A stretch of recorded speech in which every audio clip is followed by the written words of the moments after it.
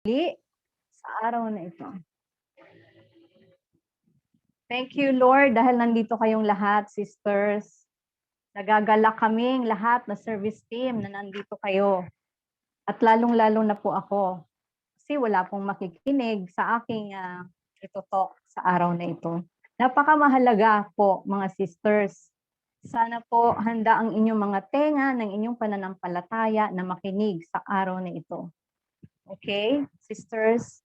Ang layunin po ng ating panayam sa araw na ito, ang pagsisisi at pananampalataya or repentance and faith.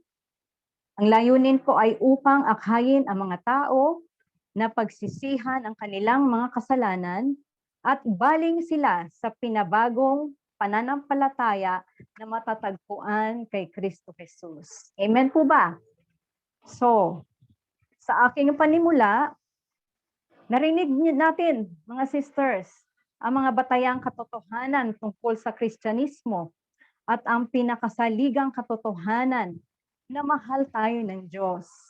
Ang pagmamahal ng Diyos ay malinaw na naipahayag ng lubusan sa pamagitan ng pagsugo ng anak para magdusa, mamatay, at muling mabuhay para tayo ay magkaroon ng buhay na walang hanggan. Ang anak na ito ay walang iba kundi ang ating Panginoong Jesucristo. Marami na siyang nagawa sa atin, sisters. Kaya naman ngayong araw na ito, ngayon ang panahon na para tayo ay tumugon. Amen? O nga pala, yung amen, lagi namin sinasabi ito kasi ibig sabihin tama, tama po, or amen, or true. Amen po ba? Sana mag-amen dyan mamaya. Ang ating karampatang tugon ay pagsisisi at pananampalataya. Ito ay wastong panawagan ni Jesus sa simula pa ng kanyang ministeryo. Pagkatapos na madakip si Juan, si Jesus ay nagtungo sa Galilea. Ipinangaral ang ebanghelyo ng Diyos at nagsabi, dumating na ang takdang panahon, malapit na ang paghahari ng Diyos. Kaya magsisi kayo talikuran ang inyong mga kasalanan. Paniwalaan ninyo ang magandang balita. Ayon ito sa Marcos 1:14-15. Sana may notebook po kayo dyan para pag kayo ay nagpapahinga, kung meron kayong Bible, pero pwede na rin maghintay tayo, baka may magbigay ng Bible sa atin. Amen ba? Kailangan tayong magsisi. Yan ay para baguhin ang ating buhay. At dapat tayong maniwala sa mabuting balita. Ito ay manalig kay Jesus at sa mensaheng kanyang dala. Ang pagsisisi at pananampalataya ay palaging magkasama, sisters. Ito ay dobleng aksyon ng pagtugon. Sabi ko nga kanina, ito na ang panahon ng ating pagtugon. So dalawa, ito'y dobleng aksyon, hindi maaring mayroon tayo nung una at wala yung pangalawa. Hindi sapat na pagtugon, ang pagtugon sa Diyos na baguhin lamang natin ang ating buhay. Kailangan maniwala tayo sa Kanya at sa Kanyang plano, mga pangako at mga panukala. Sa aking pagkakaalam, sisters, there are over 3,000 promises in the Bible. So, napakabuti ng Diyos sa atin. Hindi rin sapat ang basta na lamang maniwala kung wala naman tayong ginagawang pagbabago sa ating buhay. Nakalugod-lugod sa Diyos. Ito ay kulang rin. Ang pananampalataya ay kinakailangang kaugnay sa moralidad. Sa madaling sabi, patay ang pananampalataya nang walang kalakip na gawa. Ito ay matatagpuan natin sa Santiago or James 2:14-17. Nang nabatid ni San Pablo ang kahalagahan ng panawagan ni Jesus na pagsisisi at pananampalataya sa kanyang paalam na talumpati sa Miletus, sinabi niya, nalalaman ninyo kung paano ako nakisama sa inyo buong panahon. Mula noong unang araw na ako'y tumungtong sa Asya. Binibigyang diin kong maging sa mga Hudyo o Griego, Jews or Greek, ang pagbabalik loob sa Diyos at ang pagsampalataya sa Panginoon nating Jesus. Ito ay mula sa Gawa, Acts of the Apostles 20, chapter 20, 18 to 21. Ayan, dumako na tayo, sisters. Ano nga ba ang pagsisisi? What is repentance? Upang lubos nating maintindihan kung ano ang Kristiyanong pagsisisi, kailangan nating suriin kung ano ang hindi pagsisisi. Amen? Una, ang pagsisisi ay hindi nababatay sa damdamin. Repentance is not dependent on feelings. Habang tayo'y maaring dumaan sa isang malalim na emosyonal na karanasan, kapag tayo ay tunay na nagsisi sa ating mga kasalanan, ang emosyon o damdamin ay hindi ang mahalagang sangkap. Ang kapakipakinabang na pagsisisi ni Pedro ay siyang nagpanumbalik sa kanyang buhay. At ang makamundong pighati ni Judas, alam naman natin yung kwentong yun, ano? Si Judas ay nagpakamatay. Si Judas ay siyang naglagak sa kanya sa kamatayan. Makikita natin ito, sisters, sa 2 Corinthos 7:9 to 10 or 2 Corinthians 7, chapter 7, 9 to 10. Pangalawa, ang pagsisisi ay hindi nalulungkot or being sorry. Nagsisi sa kasalanan dahil natatakot lamang sa masamang kahinatnan ng pagkakasala. Huwag tayong malito sa pagsisisi sa kasalanan at pagsisisi sa kahinatnan ng pagkakasala. Ang takot sa posibleng kaparusahan ay maaaring magsilbing unang hakbang tungo sa tunay na pagsisisi. Subalit, para maging tunay na nagsisisi, kailangan pasuklaman natin ang mismong kasalanan dahil sinaktan natin ang Diyos. Amen? Ano nga ba ang tunay na Kristiyanong pagsisisi? Sa Griego or in Greek word, ang katumbas ng kataga ng pagsisisi ay metanoia. Sana pwede nating open ang ating audio para ulitin natin, metanoia. Na literal na pagsasalin ay pagbabago ng isipan. Metanoia is a change of mind. Amen?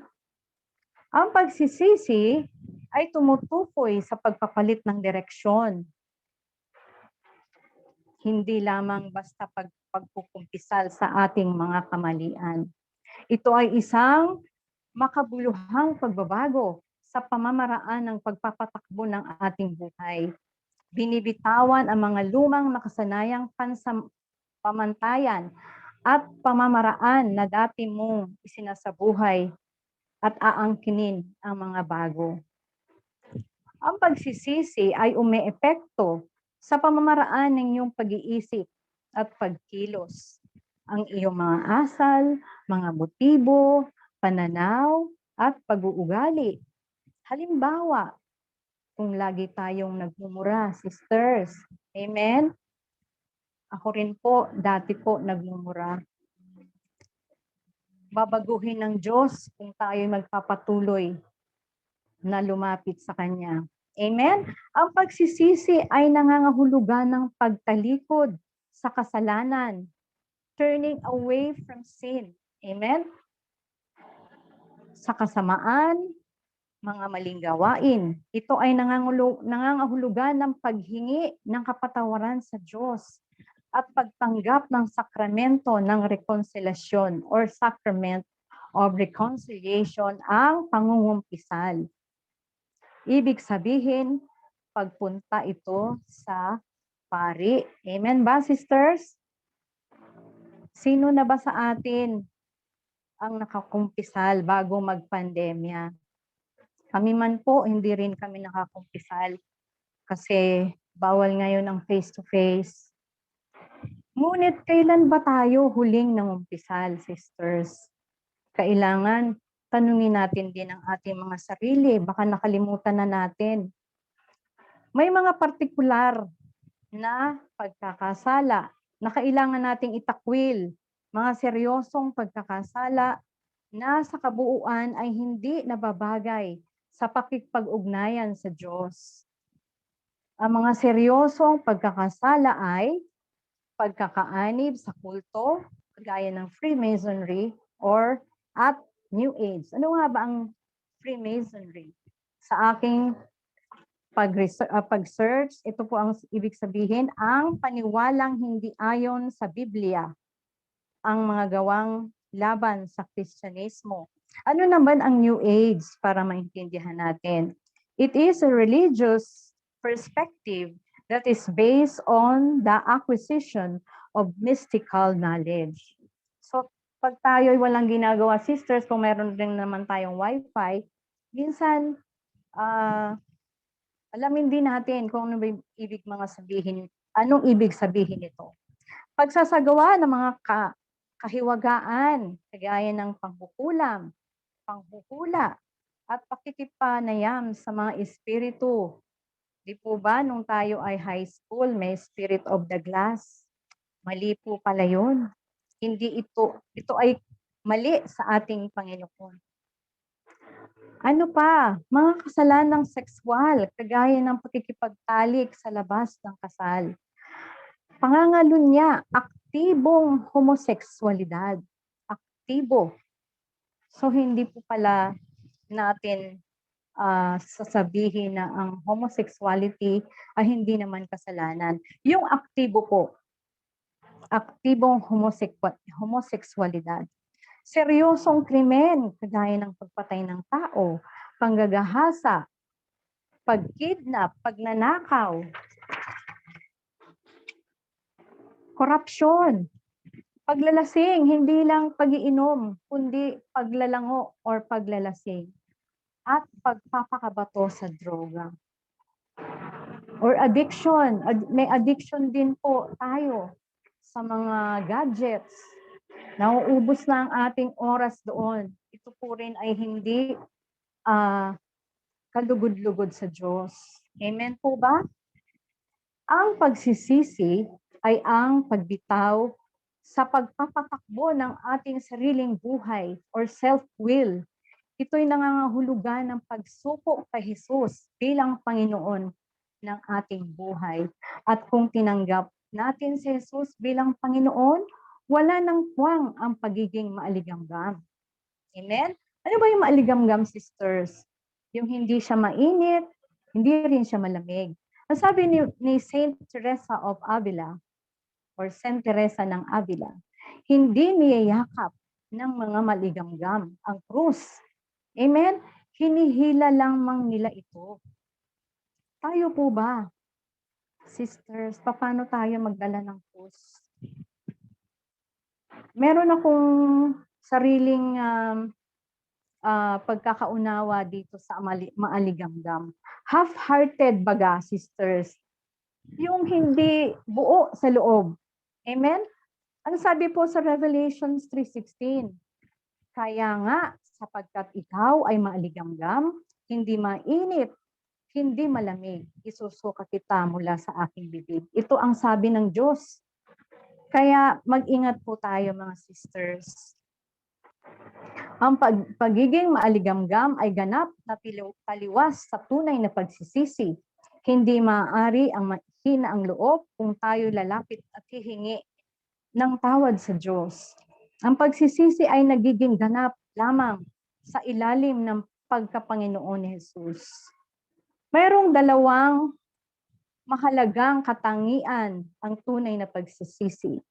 Katapatan at kababaang loob. Two essential characteristics are honesty and humility. Alam po naman natin yun kung ano ibig sabihin, di po ba? Kung humingi tayo ng patawad sa Diyos, kailangan matapat nating tanggapin na tayo'y nagkamali. Kung ito'y kasalanan, maging matapat tayo na aminin na ito'y isang pagkakasala. Kung tayo gumagamit ng artificial na birth control, Mga sisters, nalalaman natin na ito hindi tugma sa turo ng simbahan. Kailangan matapat nating tanggapin na ito ay pagkakasala at pagtibayin natin na ayusin natin ang sitwasyon. Di po ba ang Diyos ang nagbigay ng buhay? Pwede rin tayong humingi sa Kanya. Lord, wag muna po ngayon. Wag muna po sa next year. Lord, hindi pa po kami handa. Hindi naman maramot ang Diyos, sisters. Amen? Kung tayo hindi naikasal ng wasto sa simbahan, ito nga po, kailangan matapat nating itong tanggapin. Nalabag ito sa turo ng ating simbahan at huwag nating bigyan ng katwiran ang sitwasyon. Ang alam ko po, ang mga hindi kasal daw sa simbahan ay hindi makakapagkomunyon. Yun lang po ang narinig ko. Kung tayo ay nakikiapid, kailangan tanggapin natin na ito ay seryosong pagkakamali at ihinto ito ng agaran. Amen? Kung tayo lalapit sa Diyos upang sabihin natin na nagsisisi tayo ng ating mga pagkakamali, kailangan ding mayroon tayong pagpapakumbaba na hingin ang kanyang tulong. Amen? Hindi natin kaya ito ng sarili lang. Kailangan humingi rin tayo ng tulong sa ating mga elders dito sa community. Pwede natin silang tawagan.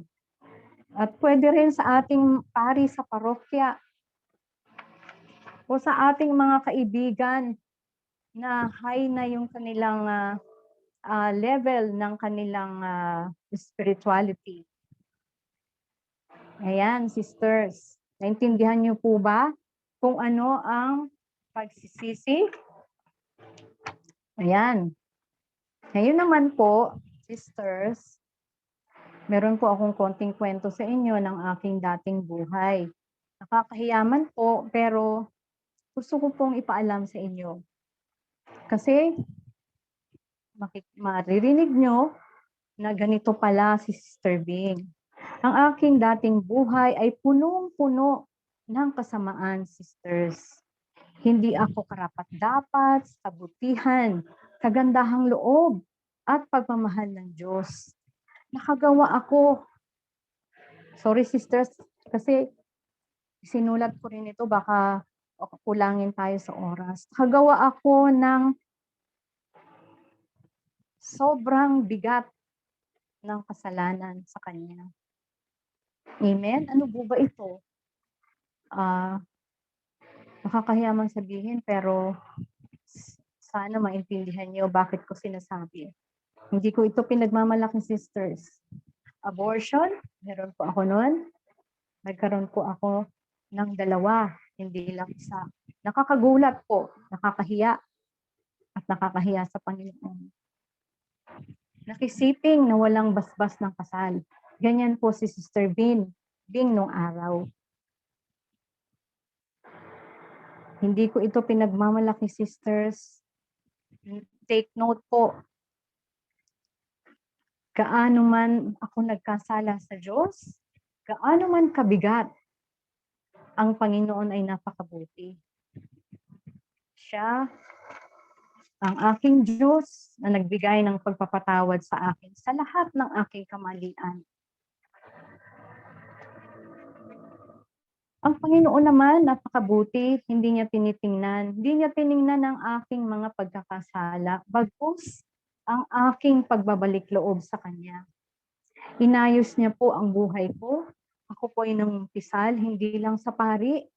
Kasi po, ang abortion ay hindi po pari, kundi sa bishop.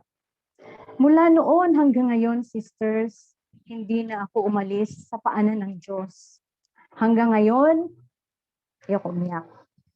Nandito ako, sigurado ako na habang buhay ko na siyang pasasalamatan, paglilingkuran, mamahalin, pupurihin at sasambahin.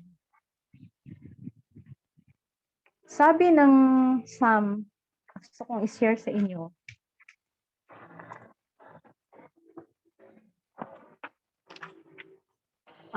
Mula sa awit, 103, chapter 103, verse 8 and the following. Si Yahweh ay mahabagip, mapagmahal. Hindi madaling magalit. Wagas ang pag-ibig, banayad. Nga kung magalit, hindi siya nagtatanim. Yaong taglay niyang galit. Hindi niya kinikimkim. Di katumbas ng pagsuway kung siya ay magparusa. Hindi tayo sinisingil bagamat tayo ay may sala. Gusto ko po itong maganda rin pong basahin natin sa English. The Lord is compassionate, gracious, slow to anger, abiding in love. He will not always accuse, nor will he harbor his anger forever. He does not treat us as our sins deserve or repay according to our iniquities. Ang pagmamahal ng Diyos, sisters, sabi dito, for as high as the heavens above, so great is the measure of our Father's love. May kanta nga po yun eh. Gusto niyo po bang marinig? Kunti lang. For as high as the heavens above, so is great is the measure of our Father's love. Great is the measure of our Father's love. Sana po nagustuhan nyo, pero meron pa po tayong pag-uusapan. Ano po ba ang pananampalataya? Dumako na po tayo doon. Para maintindihan natin ang pananampalataya, dapat nating suriin kung ano ang hindi pananampalataya. Sisters, ang pananampalataya ay hindi lamang basta damdamin. Sa pananampalataya, tinanggap natin ang salita ng Diyos, ng katotohanan, anuman ang ating nararamdaman. Ang pananampalataya ay hindi minimithing isip o nangangarap ng gising or wishful thinking. Hindi ito nakabatay sa ilusyon o personal na hangarin, kundi sa salita ng Diyos. Amen ba, sisters? Ang pananampalataya ay hindi bulag na paglundag or blind leap nung lumakad si Pedro sa tubig. Hindi niya ginawa ito ng nakapiring. Lumusong siya sa tubig dahil inanyayahan siya ni Jesus. Habang siya ay nagtitiwala kay Jesus, nakalakad siya sa tubig. Sisters, amen ba? Noon lamang nawala ang kanyang tuon nung ginambala siya ng malakas na hangin at higanteng alon. Ito ay matatagpuan po natin sa Mateo 14:26-30. Ano ang pananampalataya? Ang pananampalataya ay ang pagkakatanto o realization ng inaasahan at ang ebidensya sa mga bagay na hindi nakita. Ito ay mula sa Hebreo or Hebrews 11 verse 1. Ayon sa Catechism of the Catholic Church, ang pananampalataya ay ang pagtugon ng tao sa Diyos na inihayag ang kanyang sarili at inihandog ang sarili sa tao. At kasabay nito ay dinadalhan ang tao ng magara at labis-labis na liwanag habang siya'y nagsusuri sa pinakahantungang kahulugan ng buhay. Naintindihan niyo po ba, Sister Sean? Mula naman kay Santo Tomas ng Aquinas or Saint Thomas de Aquinas, ang paniniwala ay isang gawa ng kaisipan na umaayon sa banal na katotohanan sa utos ng diwa at pinagalaw ng Diyos sa pamamagitan ng grasya. Amen ba, sisters? Naintindihan po kaya natin yon?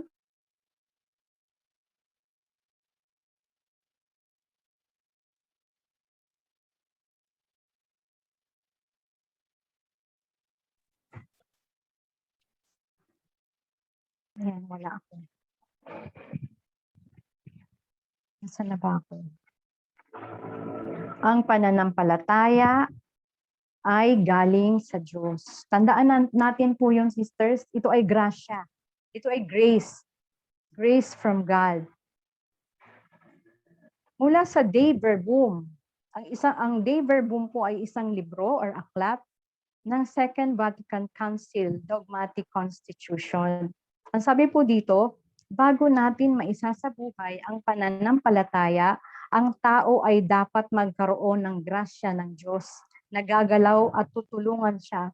Kailangang magkaroon ng panloob na tulong ng banal na Espiritu na siya magpapagalaw ng puso at ipanumbalik ito sa Diyos, na siyang magbubukas ng mata ng ating isipan at gawing madali sa lahat ang pagtanggap at paniwalaan ang katotohanan.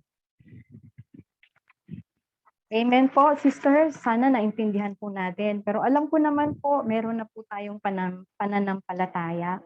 Ito po ay pinalalawig lang natin dito. Ang pananampalataya ay ang paniniwala sa Ebanghelyo, belief in the gospel, na siyang mabuting balita ng ating kaligtasan kay Kristo. Saan ba tayo nakakarinig ng Ebanghelyo, sisters? Sana po tayong lahat ay nakakapagsimba tuwing linggo, doon po natin naririnig. Dito po, ang Ebanghelyo po ay isang napakagandang balita sa atin. Nandito rin yung mga life ng Panginoon, Jesus. Amen po. Ang pananampalataya ay parehong paniniwala sa sugo, si Jesus at ang mensaheng hatid niya. Ang pananampalataya ay nangangahulugan na hindi lamang tayo basta naniniwala sa ating mga isip or intellectual thinking na si Jesus ay ang tagapagligtas, kung hindi naniniwala sa ating mga puso na siya'y dumating bilang ating personal na tagapagligtas. Next, ang pananampalataya ay isang personal na pagkilos at desisyon. It's a personal act and decision. Mayroon siyang mga ilang aspeto. Ito ay isang tiyak or definite na pagkilos. Kailangan nating buksan ang pinto kung si Jesus ay papasok sa ating buhay. Ito ay personal or individual action. Personal na pagkilos. Kailangan nating magdesisyon para sa ating sarili, para buksan ang pinto. Walang maaring makapagdesisyon para sa atin na gawin ito. Ito ay isa ring pusang or deliberate action. Pusang pagkilos. Hindi natin kailangan maghintay ng kahimahimalang liwanag na nanggagaling sa kalangitan. Or ano ba yun? Yung mga lintik or lightnings, o mga bagyo, o mga lindol. Huwag na nating intayin.